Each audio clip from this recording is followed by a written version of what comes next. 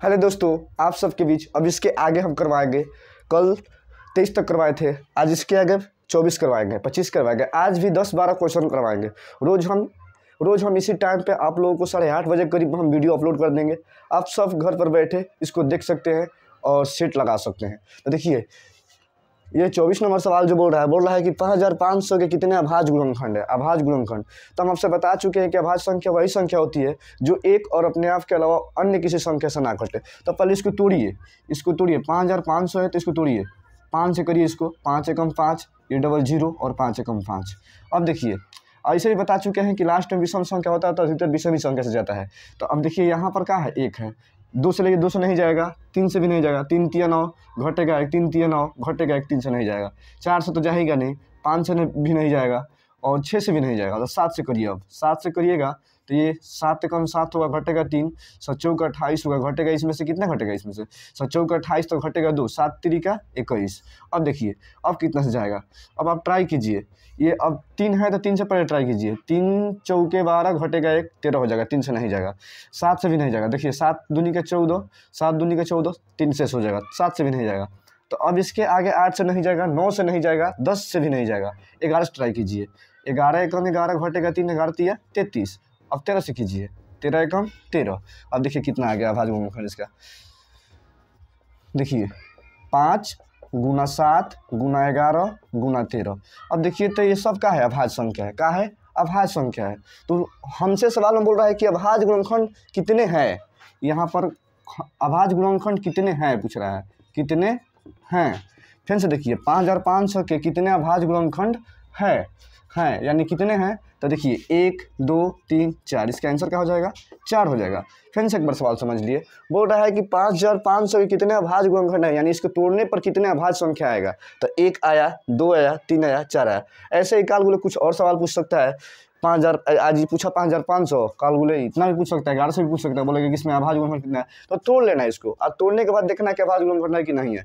अब देखिए 5 अभाज्य गुणनखंड आप जानते हैं, 5 क्या है, अभाज्य गुणनखंड। बता चुके हैं कि 5 देखिए 1 से कटेगा और अपने आप से कटेगा और किसी अन्य संख्या से नहीं कटेगा। 7 है, 1 से कटेगा और अपने आप से कटेगा और किसी अन्य संख्या से नहीं कटेगा। 11 है, 1 से कटेगा और अपने आप से कटेगा और किसी अन्य संख्या से नहीं कटेगा। 13 है, 1 से कटेगा और अपने आप से कटेगा और किसी अन्य संख्या से नहीं कटेगा। तो ये भी हो गया। अब देखिए तो 1 2 3 4, 4 हो गया, बस यही आंसर इसका होगा। ऐसा किसी भी तरह का सवाल आएगा, ऐसा ही करना है आपको। अभाज्य गुणनखंड पूछे चाहे भाज्य गुणनखंड पूछे, ऐसे ही आपको करना है। अब देखिए 25 नंबर सवाल, कितने 2 अंकों की संख्या 3 से विभाज्य है। 2 अंकों की संख्या, तो हम लोग चूंकि जानते हैं कि 2 अंक की संख्या कहाँ से स्टार्ट होती है भाई लोग, 2 से स्टार्ट होती है। 2 अंकों की सबसे छोटी संख्या 10 होती है और सबसे बड़ी संख्या 99 होती है, यही ना होती है ना। तो बोल रहा है कि 2 अंकों की संख्या 3 से विभाज्य है, तो 2 अंकों की संख्या 10 से स्टार्ट होती है और 99 तक जाती है। 2 अंकों की संख्या 10 से स्टार्ट होती है और 99 तक जाती है।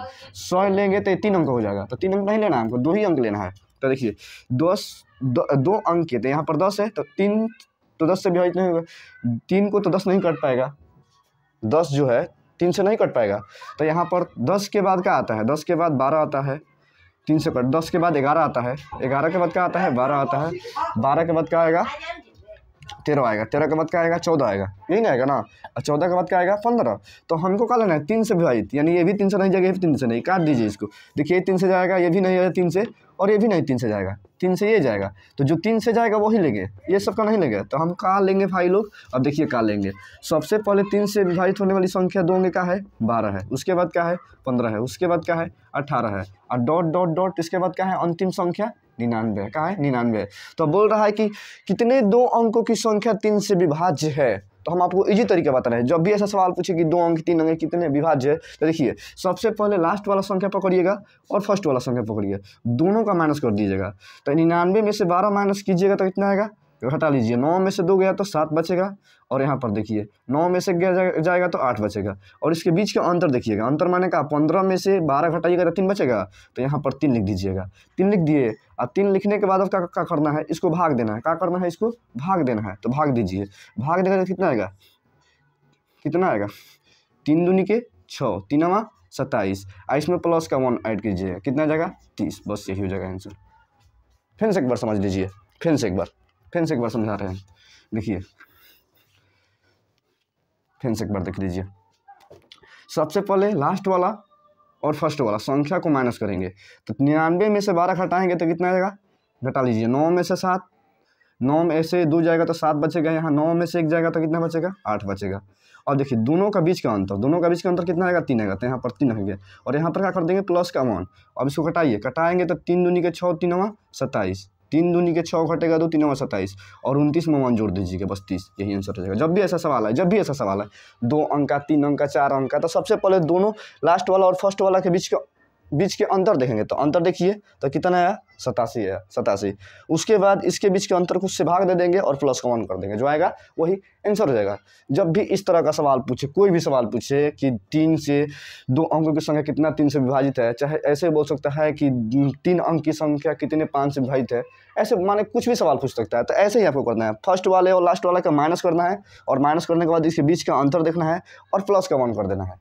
ऐसे ही करना है। इट इज़ क्लियर, माने ऐसे ही आपको बनाना है, आप समझ लीजिए। बस अब आगे दिखाते हैं भाई, अगला सवाल दिखाते हैं।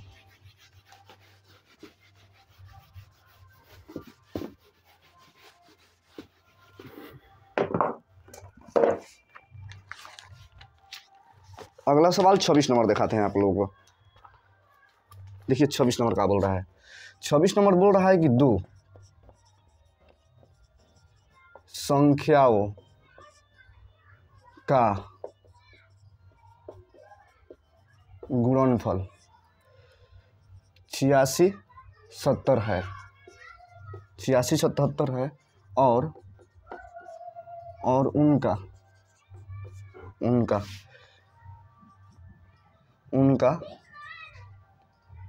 मसा 17 है, तो लस निकाले। देखिए बड़ी इजी सवाल है, ये भी इजी सवाल आपको बता चुके हैं कि मौसा लौसा और पहली दूसरी संख्या के बात आएगा तो सबसे पहले आप एक फार्मूला लिखिएगा। मौसा लौसा और पहली संख्या के बात आएगा तो सबसे पहले आप एक फार्मूला लिखिएगा। कौन फार्मूला लिखिएगा आप, A गुना B बराबर का HCF गुना LCM। ये फार्मूला है। जब भी मौसा लौसा और LCM की बात करेगा तो ये आपको फार्मूला लिखना है। देखिए जब 2 संख्या की बात करेगा, HCF LCM की बात करेगा तो यही फार्मूला लगाना है। अब देखिए बोल रहा है कि 2 संख्याओं का गुणनफल, हम बता चुके हैं 2 संख्या, इसके पीछे भी बता चुके हैं हम कि 2 संख्या के गुणनफल की बात लेगा तो ये दोनों का मान दिया है, दोनों गुणनफल इतना दिया है, दोनों का गुणनफल इतना दिया है 86 और 70। तो लिख दीजिए यहाँ 86 और 70। अब यहाँ पर देखिए HCF का मान कितना दिया है, HCF मौसम माने क्या होता है, HCF का मान कितना 17 दिया है। और उसके बाद LCM अब देखिए इसको 17 इधर गुना में इधर आएगा तो भागा में, यानी 86 70 और नीचे 17 और इधर का हो जाएगा LCM।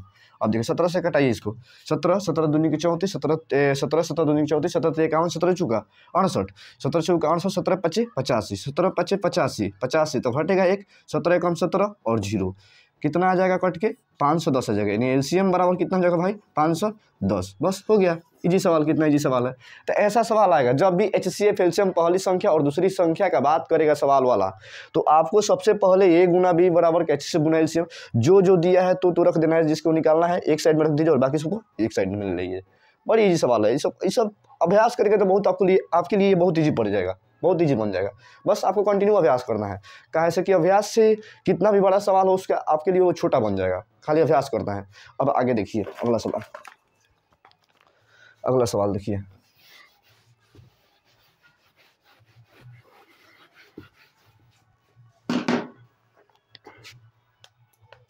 अगला सवाल 27 नंबर देखिए। 27 नंबर 6 8 और 22 का लसा और मौसा का अनुपात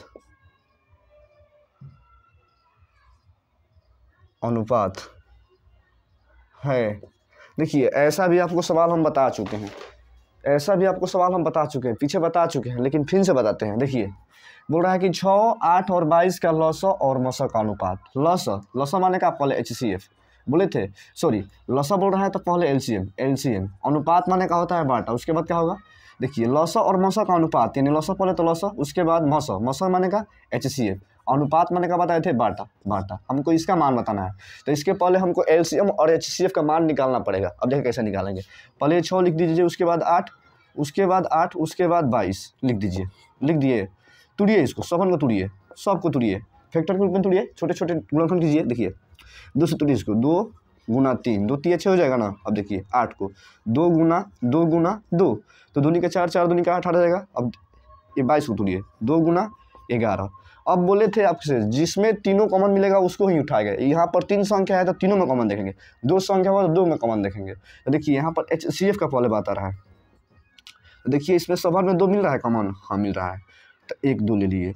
और कॉमन मिल रहा है, नहीं मिल रहा है, तो जो तीनों मिलेगा उसी को लेंगे। तो तीनों में क्या मिला, 2 मिला तो 2 लिए। या नहीं कि ये नहीं कि आप 2 ले लीजिएगा 3 लीजिएगा, खाली जो तीनों मिलेगा उसी को लेना है।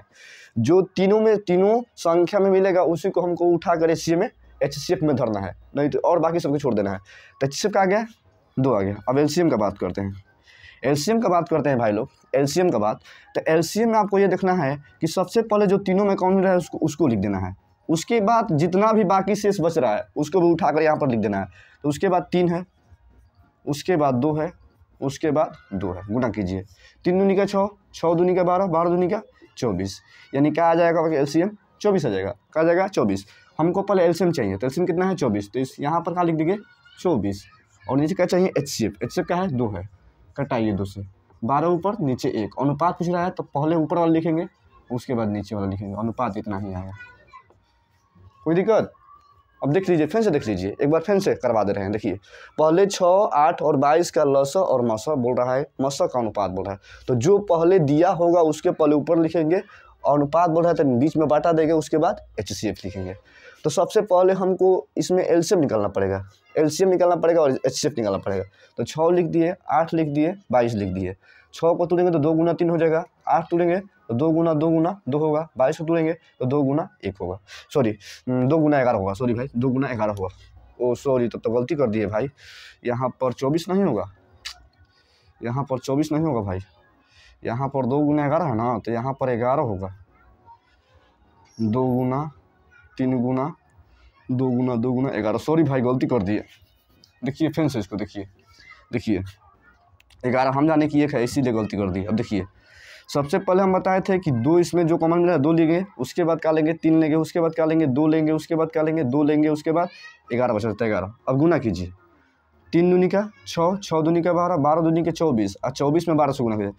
3 दूनी का 6, 6 दूनी का 12, 12 दूनी का 24 और 24 में 11 से गुना करना है, 24 में 11 से गुना करना है। तो देखिए सबसे ईजी तरीके गुना करने, जब किसी संख्या में 11 से गुना करना होगा तो सबसे ईजी तरीका देखिए, पहले ये 4 लिख दीजिए, इसके बाद ये दोनों को जोड़ दीजिए 6 हो जाएगा, इसके बाद ये 2 लिख दीजिए, बस यही आंसर हो जाएगा। तो कहा रहा है आपका LCM कितना आ गया, LCM 266। फिर से एक बार देख लीजिए, जब किसी संख्या को 11 से मल्टीप्लिकेशन करना होगा तो सबसे पहले ये जो शुरू वाला संख्या उसको लिखेंगे, दोनों को जोड़कर लिख देंगे, उसके बाद जो लास्ट वाला संख्या ऐसे ही लिख देंगे। तो कितना है 266।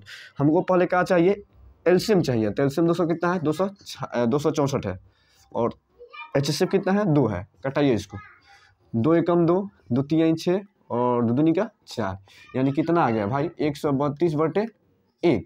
तो अनुपात पहले 132, उसके बाद अनुपात 1, यही क्या हो जाएगा आपका आंसर हो जाएगा। उस समय गलती कर दिए थे 11 को, हम समझे कि इसको 1 है इसीलिए यहाँ पर गलती कर दी, इसके लिए सॉरी। और फिर से समझ लीजिए, पहले इसको तोड़ेंगे, इसको तोड़ेंगे, इसको तोड़ेंगे, तोड़ने के बाद जो इसमें तीनों में से कॉमन होगा वो HCF हो जाएगा। LCM निकालने के लिए इसमें से तीनों जो कॉमन है उसके बाद और बाकी जो शेष है उसको लिख देंगे और गुना कर देंगे, कोई दिक्कत? अब आगे देखिए, अगला सवाल देखिए भाई,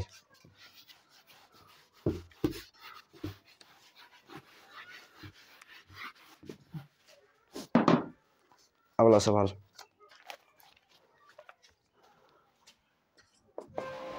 अगला सवाल 96 का अभाज्य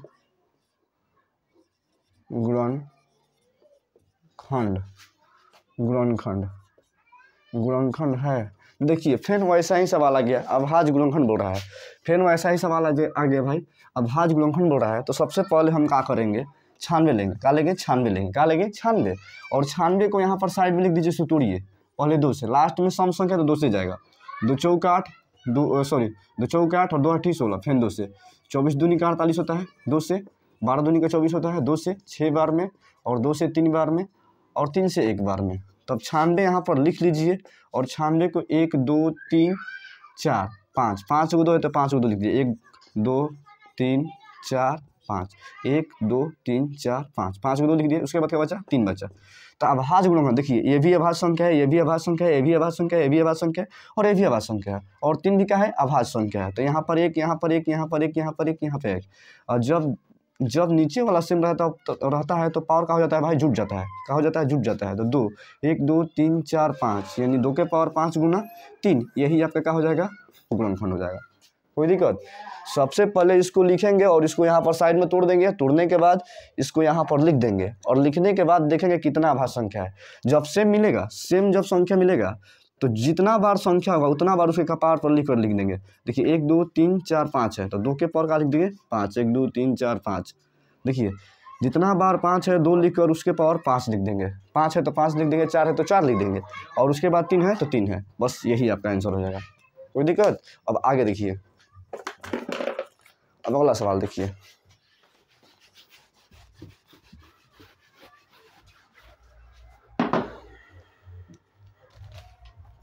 अगला सवाल का है आपका 0.3 का परिमेय रूप में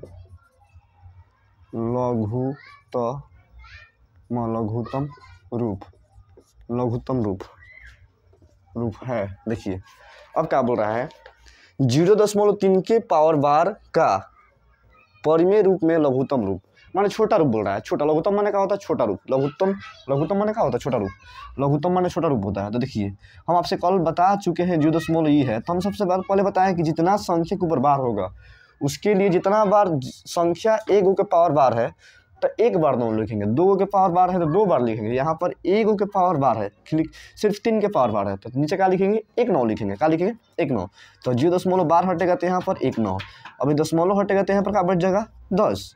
बोले कि दशमलव के बाद जितना अंक होगा 1 पर उतना 0 बैठा देंगे। अब देखिए ऊपर बच गया 3, नीचे यहाँ पर कोई कीजिएगा तो 9 गुना का बच गया 10, 3 तिया 9 होता है, कोई दिक्कत? 3 तिया का होता है 9 होता है। अब देखिए 1 बटे क्या हो जाएगा 30, यही आपका क्या हो जाएगा आंसर हो जाएगा, क्या हो जाएगा आंसर, क्या हो जाएगा आंसर। फिर से एक बार समझ लीजिए, दशमलव के बाद जितना संख्या पर बार होगा बार के चलते 1 9 लिखेंगे, उसके बाद दशमलव के चलते 1 10 लिखेंगे। अब उसके बाद देखिए 3 से 3 तिया 9 और गुना करेंगे 1/30, यही आपका क्या हो जाएगा आंसर, यही क्या हो जाएगा आपका आंसर हो जाएगा। अब देखिए अगला सवाल,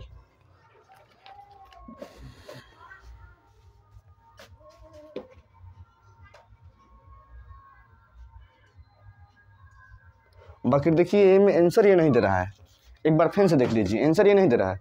तो आपको क्या करना है, देखिए यहाँ पर क्या नहीं ऑप्शन गलत है, क्या है हमको नहीं समझ में आ रहा है। बाकी यहाँ पर किताब में आंसर 1/30 नहीं दे रहा है। अब लग रहा है कि किताब वाला गलती किया है का आधुनिक ऑप्शन देने में, कैसे कि हम जानते हैं कि एक संख्या के ऊपर बार है तो यहाँ पर 1 9 लिखा गया है, दशमलव के बाद 1 अंक है तो 1 पर 1 0 बैठाएंगे, उसके बाद गुना करेंगे कटाएंगे जो आएगा वही आंसर हो जाएगा। इसके आंसर अभी गलती दे रहा है, हमको मालूम नहीं है, बाकी हमको लग रहा है कि यही आंसर होगा। इसको फिर से देखेंगे, अभी तत्काल इसको समझ लीजिए, नहीं तो आपके पास कोई कॉन्सेप्ट होगा तो उस माध्यम से हमको बताइएगा, ठीक है। अब अगला सवाल देखिए, अगला सवाल का है, अगला सवाल 30 है। देखिए 7 + 3√2 यही सवाल है, देखिए क्या बोल रहा है कि परिमेय है, क्या परिमेय है, माने परिमेय अपरिमेय और भिन्न और पूर्णांक पूछ रहा है। तो हम आपसे बता चुके हैं भाई, आपसे हम बता चुके हैं कि यदि ये कोई रूट में संख्या है, रूट से बाहरी नहीं आएगा तो क्या हो जाएगा अपरिमेय हो जाएगा। तो आपका ऐसे ही बता चुके हैं कि रूट में है तो अपरिमेय, तो बस रूट से 2 बाहरी नहीं आएगा तो क्या हो जाएगा ये अपरिमेय हो जाएगा, क्या हो जाएगा अपरिमेय संख्या। कितना ईजी है, बहुत ईजी है। तो हम आपसे बता चुके हैं कि जो संख्या रूट में से निकल जाती है उसको हम परिमेय बोलेंगे, लेकिन जो संख्या रूट में से नहीं निकले उसको क्या बोलेंगे अपरिमेय, तो क्या हो जाएगा अपरिमेय संख्या। अब अगला सवाल देखिए,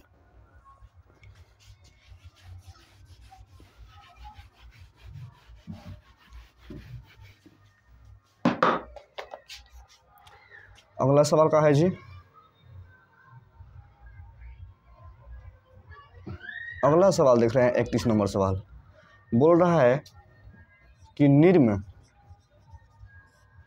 में से कौन परिमेय संख्या है। तो देखिए निम्न में से कौन सा परिमेय संख्या है, देखिए ए नंबर में दिया है √5 दिया है, बी नंबर में दिया है √2√3 दिया है, सी नंबर में दिया है 4 √5 दिया है, और डी नंबर में दिया है √16। अब बोल रहा है कि निम्न में से कौन सा परिमेय संख्या है। तो आप तो ऐसे ही बता सकते हैं, आप ऐसे ही बता सकते हैं, रूट में से नहीं निकलेगा तो ये परिमेय संख्या नहीं है, ये भी नहीं, तो ये भी रूट परिमेय संख्या नहीं, ये भी नहीं है, और रूट में से 16 निकल जाता है, कहाँ हो जाएगा, ऑप्शन डी हो जाएगा। अब देखिए अगला सवाल 32 नंबर सवाल। 32 नंबर सवाल बोल रहा है कि 0 और 50 के बीच विषम संख्याओं की संख्या, विषम संख्याओं की संख्या। देखिए संख्याओं की संख्या पूछ रहा है, तो 0 और 50 के बीच में, चूंकि आप लोग जानते हैं कि 100 संख्या में 1 से 100 तक यहाँ पर आता है, 1 से 100 तक विषम संख्या और सम संख्या की बात करेंगे तो यहाँ पर 1 से 100 के बीच में 50 सम आता है। कितना आएगा, 50 सम, यानी कि 50 सम आएगा तो 50 का आ जाएगा भाई विषम आ जाएगा, 50 का आ जाएगा विषम। यानी माने कहने का मतलब है कि किसी भी संख्या का आधा यदि सम होगा तो आधा का होगा विषम होगा, आधा सम होगा तो आधा का होगा विषम। यदि 100 को पूछेगा आपसे कि सम संख्या बताइए, 2 से भाग दीजिएगा, कितना आ जाएगा 50, 50 का हो जाएगा सम संख्या। यदि इसमें 50 सम संख्या है तो 50 का होगा विषम संख्या होगा। ऐसे यहाँ पर 50 है, 50 का है, बोल रहा है कि 0 और 50 के बीच में विषम संख्या, तब पहले सम संख्या क्या है, सम संख्या निकालिए कि सम संख्या इसके बीच कितना है, तो 2 से भागा दीजिएगा तो 25 आएगा, यानी 25 का है सम संख्या है, तो 25 इसमें क्या होगा, विषम संख्या होगा। 50 में 25 सम संख्या है, क्या है सम संख्या, तो अभी 25 बच रहा है ना, तो 25 क्या हो जाएगा, विषम संख्या हो जाएगा, क्या हो जाएगा, विषम संख्या। अब देखिए अगला सवाल, किसी भी संख्या, जैसे कि आपसे बोल देगा कि 200 में कितने सम संख्या होते हैं, तो 200 में 2 से भाग दीजिएगा तो कितना हो जाएगा 100 सम संख्या, यानी 100 का हो जाएगा विषम संख्या होगा, क्या हो जाएगा विषम संख्या। 100 सम संख्या होगा तो 100 का होगा विषम संख्या। जब इसका आधा सम संख्या होगा तो आधा का होगा विषम संख्या, तो ये बहुत ईजी है। अब देखिए अगला सवाल,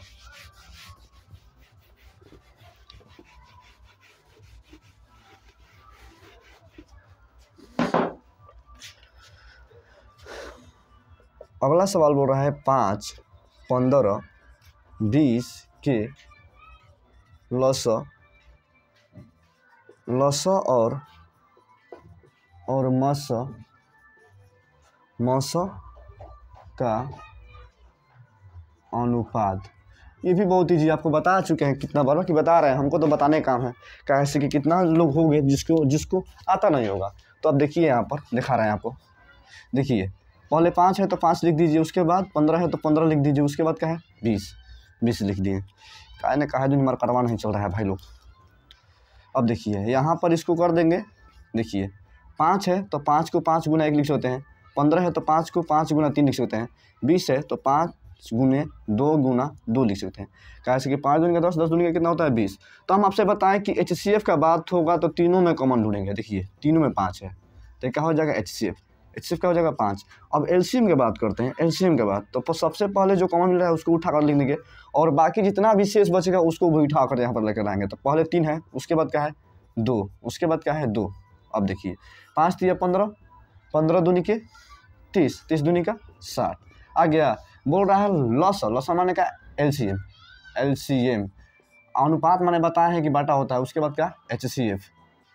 अब देखिए LCM का मान कितना दिया है 5 दिया है, सॉरी LCM का मान 60 दिया है, HCF का मान क्या दिया है 5 दिया है, कटाइए इसको, 12 5 60 यानी 12/1 यानी 12 अनुपात क्या हो जाएगा 1 हो जाएगा।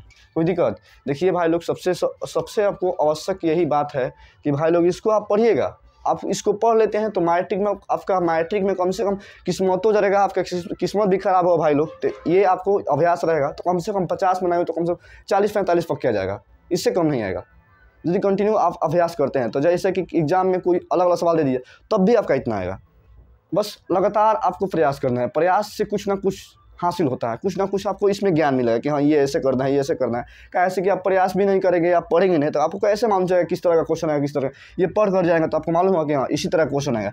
और जब इसी तरह क्वेश्चन आएगा तो आपको करने में कुछ नहीं जाता है, आप आराम से कर लेंगे। तो सबसे पहले इसको कंटिन्यू अभ्यास करता रहिएगा।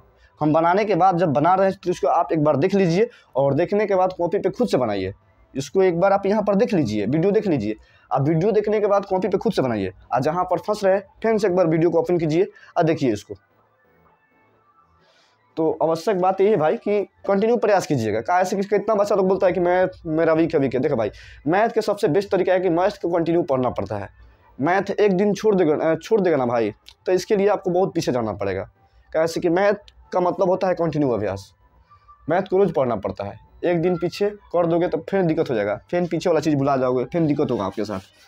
तो कंटिन्यू इसको अभ्यास करना भाई, कंटिन्यू इसको अभ्यास करते रहोगे तो अभी तुमको इसका फल मिलेगा, ना तो नहीं मिलेगा।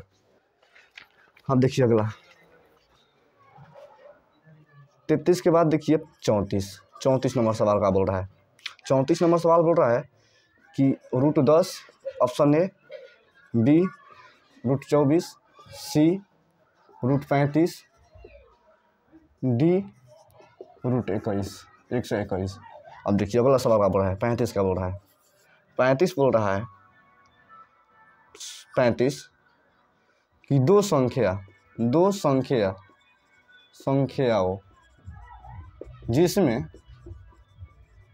जिसमें ए बराबर 18 दिया है और HCF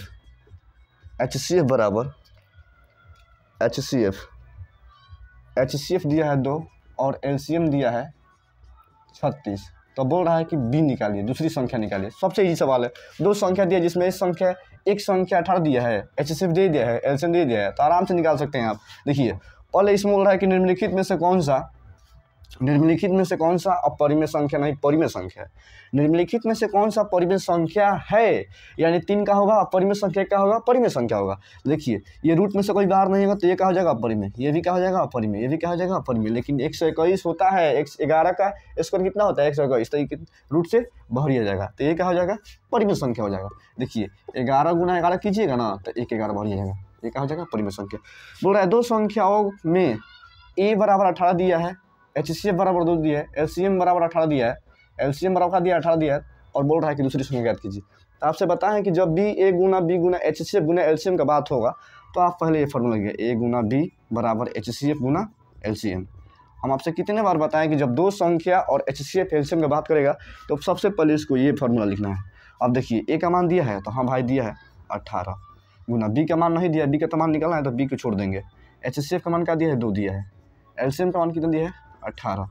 कटाइए 18 दूनी का 36, B बराबर कितना आ जाएगा, 2 दूनी का 4। देखिए तो कितना ईजी है। ऐसे ही सवाल बच्चा लोग छोड़ कर आ जाता है, क्या दिया है क्या नहीं दिया है, डर कर आ जाता है। तो आपको डरना नहीं, आपको निरंतर प्रयास करना है। निरंतर प्रयास से कुछ भी हासिल हो सकता है। तो आपको कंटिन्यू देखना है, वीडियो रोज़ डालेंगे, हम रोज़ डालेंगे। आपको बस रोज़ देखना है और घर पर बनाना है। इससे आपका एग्जाम में एक भी क्वेश्चन नहीं फंसेगा। अब देखिए अगला सवाल,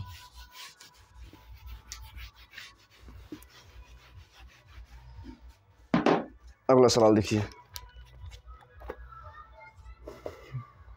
अगला 36 नंबर सवाल देखिए।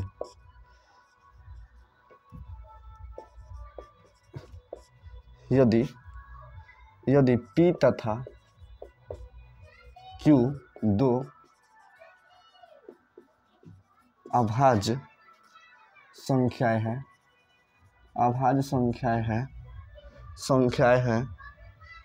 तो मौसा बड़ी इजी है। आपसे बता चुके हैं कि जब दो अभाज्य संख्या देगा, दो अभाज्य संख्या का मौसा एक ही होता है।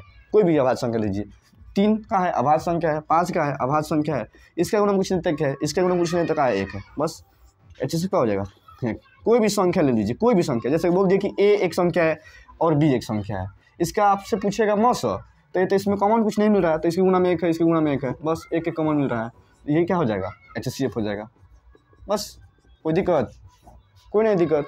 देखिए कितना इजी सवाल है। आपको बस निरंतर प्रयास करना है भाई, निरंतर प्रयास कीजिएगा, आपसे कोई भी सवाल नहीं छूटेगा, कोई भी सवाल नहीं छूटेगा।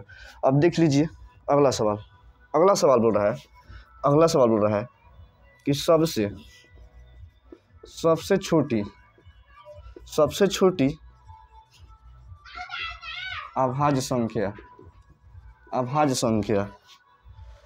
छोटी अभाज्य संख्या और सबसे छोटी भाज्य संख्या, सबसे छोटी भाज्य संख्या। देखिए सबसे छोटी भाज्य संख्या बोल रहा है कि सबसे छोटी भाज्य संख्या और सबसे छोटी भाज्य संख्या गुणनफल पूछ रहा है। क्या पूछ रहा है? गुणनफल गुणनफल गुणनफल। तो हम आपसे बता चुके हैं कि सबसे छोटी भाज्य संख्या अभाज्य संख्या, इसके पहले वाला वीडियो देख लीजिए, उसमें बताया है कि छोटी भाज्य संख्या क्या होता है, छोटी अभाज्य संख्या क्या होता है। लेकिन फिर से बताते हैं, सबसे छोटी अभाज्य संख्या की बात करेगा तो सबसे छोटी अभाज्य संख्या का होता है एक होता है। क्या होता है? एक होता है। क्या होता है भाई? एक होता है। सबसे छोटी अभाज्य संख्या क्या होता है? एक होता है। और सबसे छोटी भाज्य संख्या, तो सबसे छोटी भाज्य संख्या 4 होता है। क्या होता है? 4। और दोनों का गुणनफल पूछ रहा है तो दोनों के बीच में गुणा करेंगे और गुणा करेंगे तो क्या आएगा? 4 आंसर आएगा। बस यही आंसर होगा। यही क्या होगा भाई? आंसर होगा। यही क्या होगा? आंसर होगा। तो बस इसके लिए आज के लिए इतना ही काफ़ी है भाई। अब अगला दिन बनाएंगे। और सबसे पहले आपसे यही कहना है कि आप हमको सपोर्ट कीजिए। हमको माने कि हमको आपका मदद चाहिए। जितना ही आप मदद करेंगे उतना ही हम वीडियो डालेंगे। आप लाइक करेंगे, सब्सक्राइब करेंगे, शेयर करेंगे तो हमारा मनोबल बढ़ेगा। और जब हमारा मनोबल बढ़ेगा तो हम आपको रोज़ वीडियो डालेंगे। और मनोबल नहीं बढ़ेगा तो फिर दिक्कत हो जाएगा भाई, फिर हम नहीं डाल पाएंगे। तो आपसे यही रिक्वेस्ट है कि मेरा वीडियो देखिए, जो आपको दिक्कत हो रहा है कमेंट बॉक्स में लिख दीजिए और बताइए कि हाँ सर ये दिक्कत हो रहा है, वो दिक्कत हो रहा है, हम फिर से बताएंगे। लेकिन सबसे पहले बात यह है कि आप लाइक कीजिए, सब्सक्राइब कीजिए, शेयर कीजिए। सबसे माने यही हमको कहना है आपसे। और आप जो चाहे वो बोल सकते हैं हमसे कि ये दिक्कत हो, वो दिक्कत है, हम बताएंगे। बस इसके लिए यहीं पर धन्यवाद। और यहीं पर क्लास को सीमित किया जाता है भाई।